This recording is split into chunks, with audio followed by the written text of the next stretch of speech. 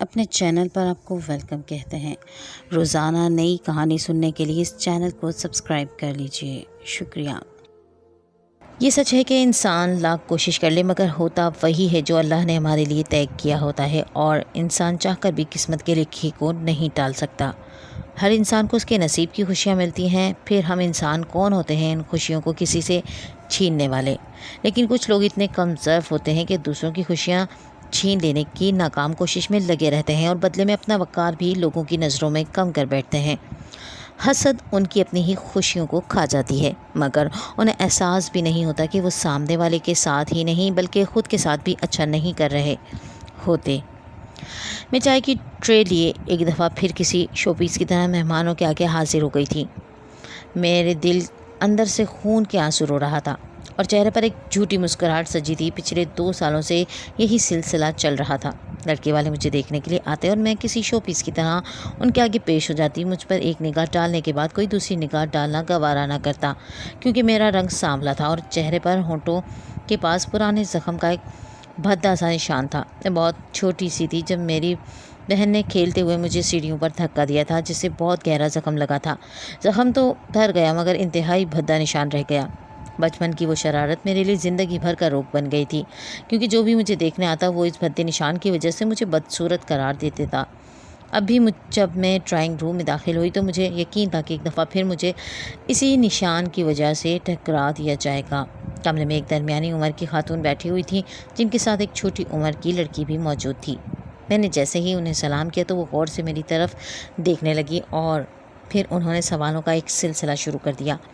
میں بہت ہی شائستہ لہجے میں انہیں ان کے تمام سوالوں کے جواب دے رہی تھی۔ میری اماں کی دلی خواہش تھی کہ کسی بھی طرح میرا رشتہ ہو جائے اور میں ان کی دہلیز سے رخصت ہو جاؤں، کیونکہ مجھ سے چھوٹی بہن کی بہت پہلے ہی شادی ہو گئی تھی اور اب میرے بھائیوں کو میرا وجود برداشت نہیں ہو رہا تھا۔ ان کو ڈر تھا کہ میں ایسے ہی ان کے سر پر بوجھ بن کر بیٹھی رہوں گی۔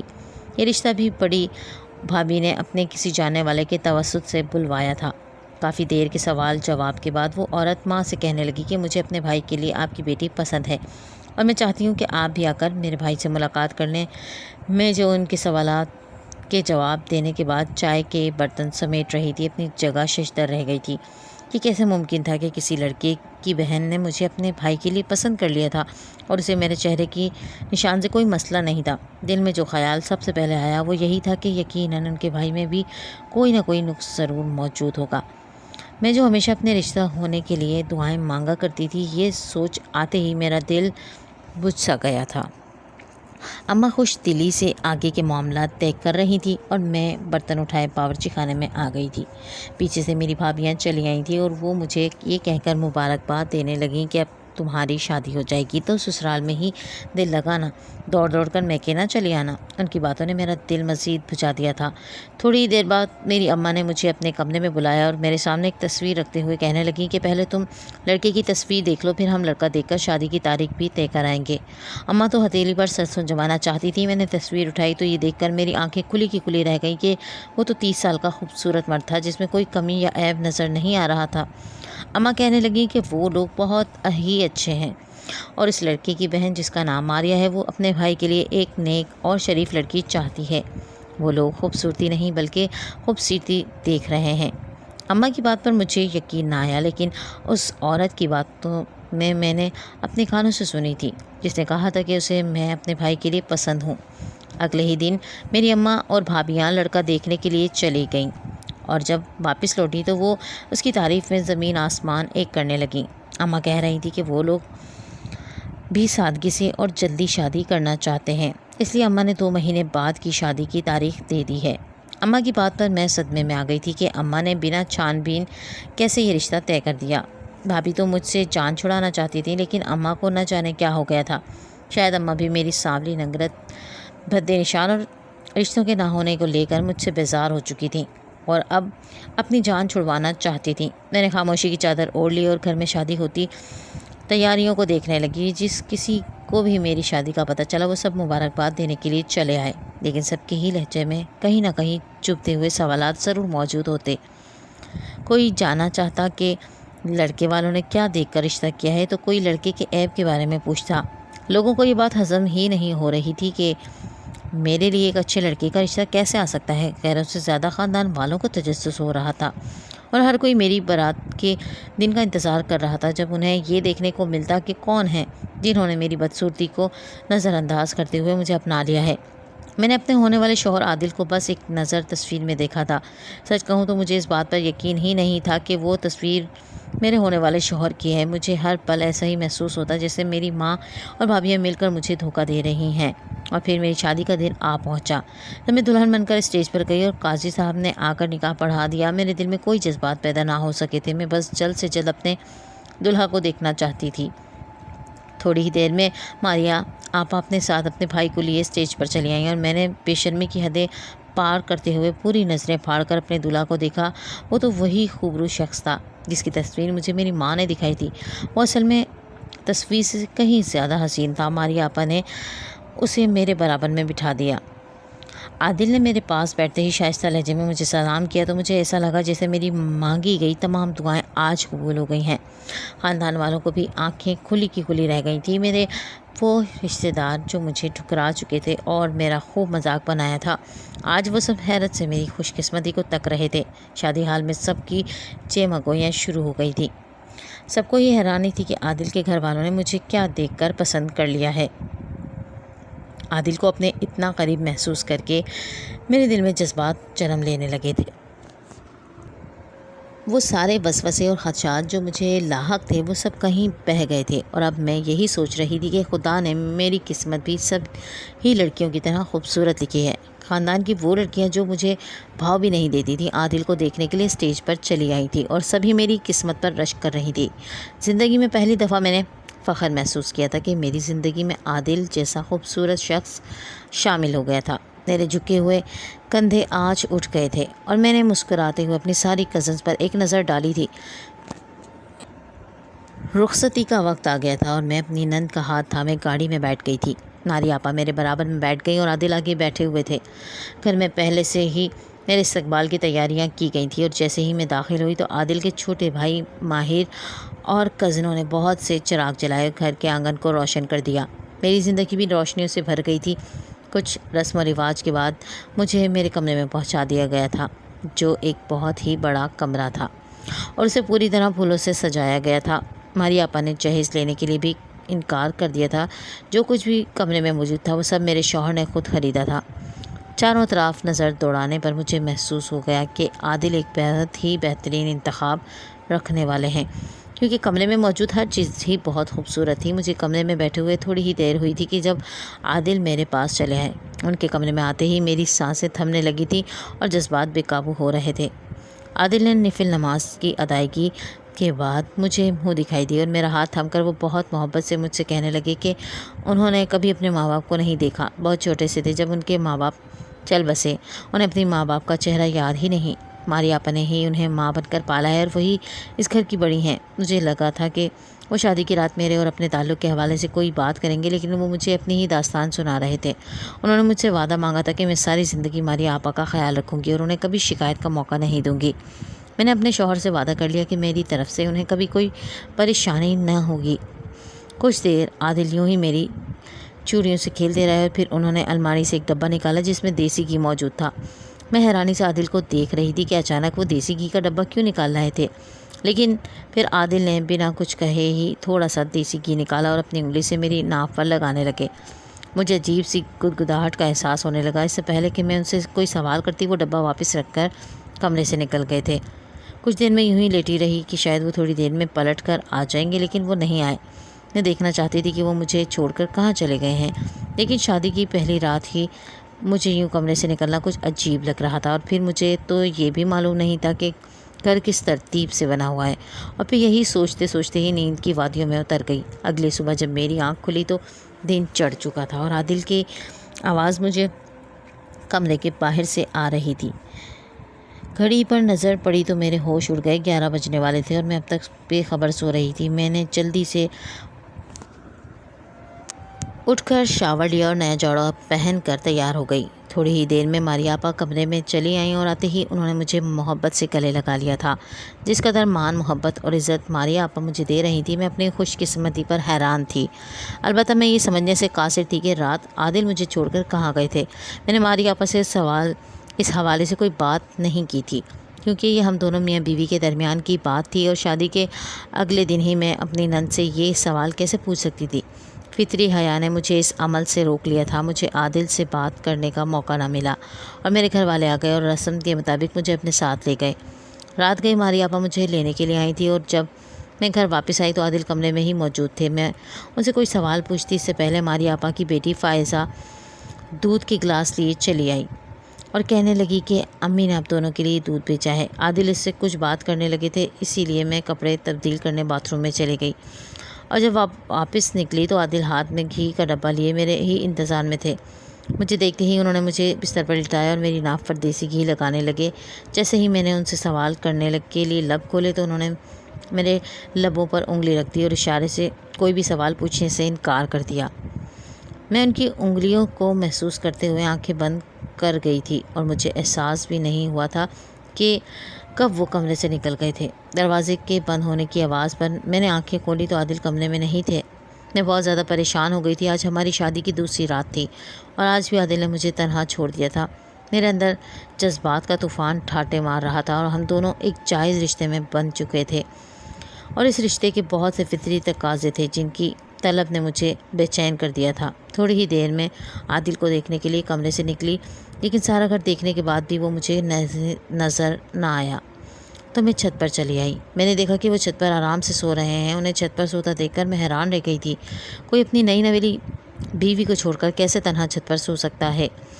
میرے دماغ میں آنے والی سب سے پہلی بات یہی تھی کہ شاید عادل کی شادی میرے ساتھ زبردستی کی گئی ہے اور وہ مجھے اپنی بیوی کے طور پر قبول نہیں کرنا چاہتے۔ میں ٹوٹے ہوئے دل کے ساتھ سیڑھیاں اتر کر نیچے اپنے کمرے میں چلی آئی تھی اور میں نے آئینے کے سامنے کھڑے ہو کر ایک نظر اپنے چہرے پر ڈالی تھی۔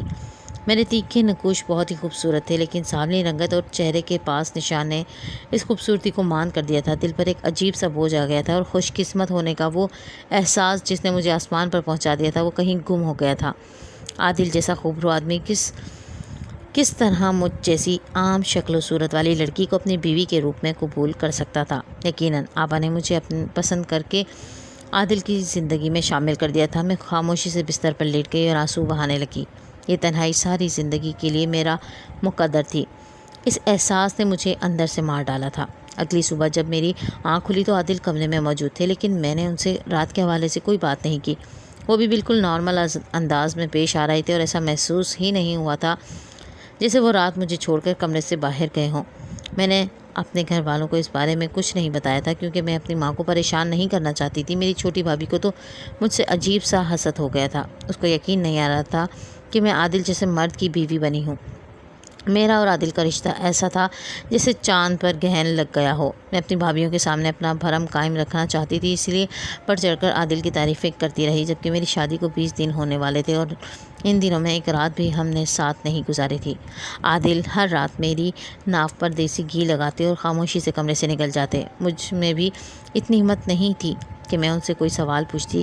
یہ خوف ہی مجھے مار ڈالتا کہ اگر وہ مجھے بہت بدصورت کہہ دیں تو میں ساری زندگی ان کے آگے سر نہ اٹھا سکوں گی۔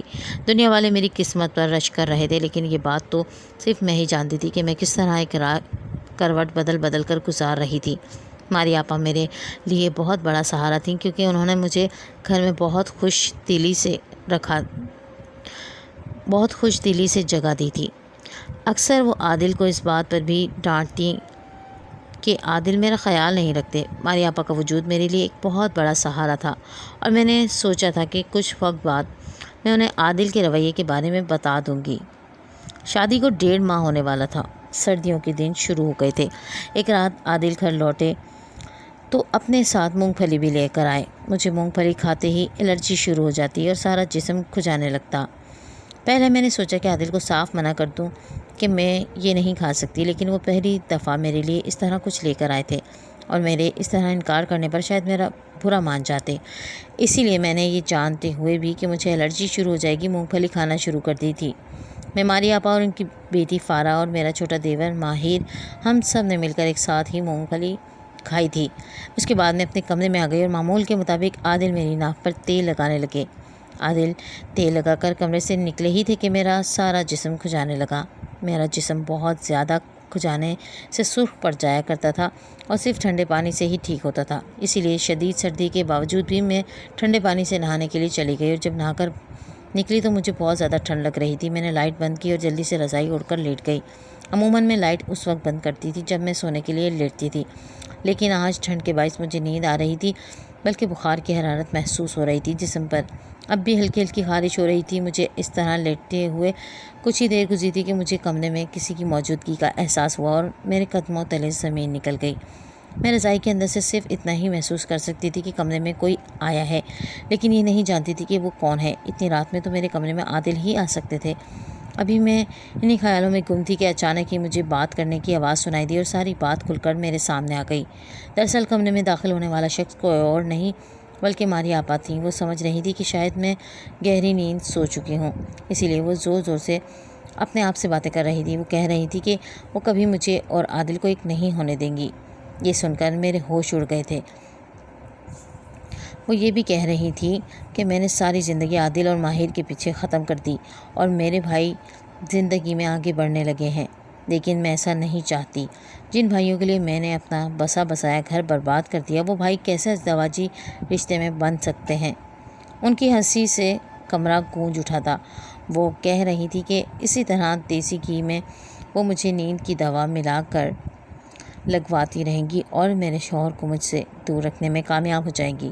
وہ مجھے عادل سے ہمیشہ کے لیے دور کرنا چاہتی تھی، اور یہ بات نہ مجھے پتہ چلتی اور نہ ہی عادل کو، اور ایسے ہی ایک دن میں ہمیشہ کے لیے گھر چھوڑ کر چلی جاؤں گی۔ انہوں نے بہت ہی دل سے مجھے اس گھر میں جگہ دی تھی، تو پھر وہ مجھے اور عادل کو دور کیوں کرنا چاہتی تھی؟ صرف اس لیے کہ وہ اپنی زندگی میں آگے نہیں بڑھ سکی تھیں اور اپنے بھائیوں کے لیے قربانیاں دی تھیں، تو وہ کیا پھر بھی بھائیوں کو خوش نہیں دیکھنا چاہتی؟ ان کی باتوں نے مجھے کسی پاتال میں دھکیل دیا تھا اور میں اپنی جگہ سن ہو گئی تھی۔ میں تو اپنے شوہر عادل کو غلط سمجھ رہی تھی، لیکن دراصل برائی تو ماریہ آپا کی پھیلائی ہوئی تھی، جو مجھے ہمیشہ کے لیے میرے شوہر سے دور کر دینا چاہتی تھی۔ ماریہ آپا تو مجھے سوتا ہوا سمجھ کر واپس چلی گئی تھی، لیکن میرے لیے آنکھیں بند کرنا مشکل ہو گیا تھا، کیونکہ میں نے نہاتے ہوئے ناف سے تیل دھو لیا تھا، اس لیے مجھے نیند نہیں آئی تھی۔ مجھے عادل کو آپا کی سچائی بتانی تھی، جو بظاہر تو بہت ہی اچھی اور ہمدرد نظر آتی تھی، لیکن در حقیقت وہ کچھ اور ہی تھی۔ میں عادل کو کچھ بھی بتانا نہیں چاہتی تھی، بلکہ انہیں سب کچھ ان کی ہی آنکھوں سے دکھانا چاہتی تھی، تاکہ وہ میری بات پر اعتبار کر سکیں۔ اور سارا دن سوچنے کے بعد میں نے اس کا واحد حل یہ نکالا کہ خاموشی سے گھی کا ڈبہ بدل دوں گی۔ نہ ہی مجھے نیند آئے گی اور نہ ہی میرا شوہر اتنے آرام سے سو پائے گا۔ اگلے دن میں نے اس گھی کے ڈبے سے سارا گھی نکال کر ایک تھیلی میں رکھ دیا اور اس کی جگہ ڈبے میں گھر کا سادہ گھی بھر دیا۔ عادل جب میری ناک پر تیل لگا کر کمرے سے جانے لگے تو میں زبردستی ان کے گلے کا ہار بن گئی اور انہیں جانے ہی نہ دیا، اور کمرے میں اندھیرا کر کے سکون سے عادل کے ساتھ لیٹ گئی۔ عادل بھی خاموشی سے لیٹ گئے تھے، کیونکہ میں نے انہیں اشاروں میں سمجھا دیا تھا کہ میں انہیں کچھ دکھانا چاہتی ہوں۔ ہم دونوں کو اسی طرح بے سود لیٹے ہوئے کچھ ہی دیر گزری تھی کہ بڑی آپا کمرے میں چلی آئیں، اور وہ اندھیرے کی وجہ سے عادل کو نہیں دیکھ سکی تھی۔ وہ آج بھی وہی سب کچھ کہہ رہی تھی جو انہوں نے گزشتہ رات کہا تھا۔ اپنی آپا کے منہ سے یہ ساری باتیں سن کر عادل چپ ہو کر رہ گیا تھا، اور جب آپا اپنے دل کی بھڑاس نکال کر جانے لگیں تو عادل اٹھ کر بیٹھ گئے اور لائٹ جلا دی۔ آپا کے تو وہم و گمان میں بھی نہیں تھا کہ عادل کمرے میں موجود ہوں گے اور ہم دونوں جاگ رہے ہوں گے۔ عادل نے ٹوٹے ہوئے لہجے میں آپا سے پوچھا کہ آپ نے میرے ساتھ ایسا کیوں کیا، جبکہ میں نے آپ کے کہنے اور آپ کی پسند سے شادی کی؟ آپ نے مجھے یہ کہہ کر گھی کا ڈبہ دیا تھا کہ یہ ایک پیر حضرت کا دم کیا ہوا گھی ہے۔ یہ ایک پیر کا دم کیا ہوا گھی ہے، اور اگر میں پورے 2 ماہ تک اپنی بیوی کے ناف پر لگاؤں گا تو وہ ایک خوبصورت اور فرما بردار بچے کو جنم دے گی۔ آپ جانتی تھی کہ مجھے خوبصورت بچے بہت پسند ہیں، اور آپ نے میری اس کمزوری کا فائدہ اٹھایا اور مجھے میری ہی بیوی سے دور کر دیا۔ لیکن آپ نے ایسا کیوں کیا؟ عادل کو بدظن ہوتا دیکھ کر آپا تڑپ اٹھیں اور اس کے پاس آ کر کہنے لگیں کہ میں اپنے بھائیوں کو کبھی خود سے دور نہیں کرنا چاہتی تھی، کیونکہ میں نے تم لوگوں کو ایک ماں کی طرح پالا ہے۔ اسی لیے میں نے اپنے شوہر کا گھر چھوڑ دیا اور اپنی بیٹی کے ساتھ اپنے بھائیوں کے گھر رہنے لگی، اور اسی وجہ سے میں نے تمہیں تمہاری بیوی سے دور کرنا چاہا۔ ایک عام سی شکل و صورت والی لڑکی کو بھی اسی لیے رخصت کروا کر لائی تھی تاکہ تم اس پر دل نہ ہار بیٹھو، لیکن تم تو اپنی بیوی کی عادت و اخلاق پر ہی مر مٹے۔ میں نے تم لوگوں کی خاطر اپنی زندگی خراب کر لی، اور اب تک اپنے شوہر سے دور رہ کر میں نے اپنے جذبات کو مٹی میں دفن کر دیا، اور جب تمہاری بیوی رخصت ہو کر اس گھر میں آئی تو میں یہ سوچ کر اس سے حسد کا شکار ہو گئی کہ تمہاری بیوی وہ ساری خوشیاں اور سکون پا لے گی جس سے میں محروم رہ گئی۔ اسی لیے میں نے دم کی گھی کے نام پر تمہیں بے ہوشی کی دوا ملا کر گھی دے دیا تاکہ تم دونوں ہی اس کی خوشبو سے تھوڑی دیر میں بے ہوش ہو جاؤ۔ میں نے تم سے جھوٹ بولا تھا کہ ناف پر تیل لگا کر تم اپنی بیوی سے مہینہ بھر دور رہو گے تو فرما بردار بچے پیدا ہوں گے۔ دراصل میں چاہتی تھی کہ تمہاری بیوی تمہیں خود ہی چھوڑ کر چلی جائے۔ آپا نے اپنی غلطی اور گناہ کا اعتراف خود ہی کر لیا تھا۔ عادل نے آپا کو گلے سے لگایا اور بولے کہ آپا، ہم نے کبھی نہیں چاہا تھا کہ آپ ہماری خاطر اپنا گھر خراب کر لیں۔ ہم نے ہمیشہ آپ کو روکنے کی کوشش کی، بار بار کہا کہ میں اپنا اور ماہر کا خیال رکھ لوں گا، لیکن پھر بھی آپ نے ضد کی ہمارے ساتھ رہنے کے لیے، اور فائق بھائی کو چھوڑ کر یہاں آ گئیں۔ تب بھی میں نے فائق بھائی کی منت کی کہ آپ کو طلاق نہ دیں، اس لیے فائق بھائی خاموشی سے سعودیہ چلے گئے اور کبھی آپ سے رابطہ نہیں کیا، مگر وہ فارا سے اور مجھ سے ہمیشہ رابطے میں رہے ہیں اور آج بھی آپ کے انتظار میں ہیں۔ آپا حیرانی سے عادل کی بات سن رہی تھی۔ عادل مسکرا کر آپا سے کہنے لگے کہ زندگی پر آپ کا بھی پورا حق ہے، اور آپ نے جو کچھ بھی کیا اس سب سے میں ناراض نہیں ہوں آپ سے۔ عادل نے آپا کو گلے سے لگایا اور وعدہ کیا کہ وہ ساری زندگی آپا کو ان کے مقام پر فائز رکھیں گے۔ عادل کی بات سن کر آپا کا چہرہ کھل اٹھا تھا۔ عادل نے اگلے ہی دن فائق بھائی کو کال ملائی اور بتایا کہ آپا اپنے گھر جانے کے لیے تیار ہیں، تو فائق بھائی نے فوراً ہی آپا اور فارا کو اپنے پاس بلوانے کا انتظام کر لیا۔ جلد ہی آپا اور فارا کا ویزا آ گیا اور وہ بھی اپنے گھر کی ہو کر باہر چلی گئیں اور ہنسی خوشی رہنے لگیں، اور میں بھی عادل کے ساتھ اپنی زندگی ہنسی خوشی گزارنے لگی۔